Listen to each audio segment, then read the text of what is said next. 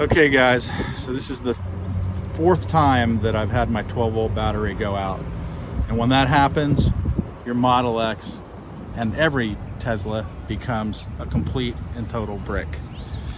So after having two tow trucks cancel on me because they don't know how to tow Teslas, this is what I came up with. I took the battery out of my 72 Skylark, which started just fine, by the way. That's a little ironic. And some jumper cables. I took the panel off, found the negative jumper block down there. You got to get a good connection. And then the positive charging block here.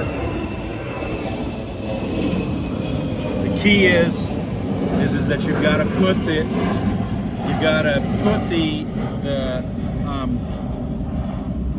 first responder block on before you connect the positive lead.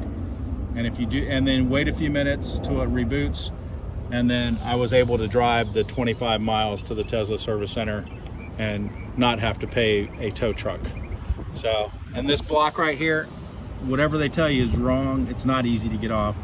You've got to push the yellow clip back, the red clip back all the way, and then once you've done that, push down on this little black thing with your fingernail.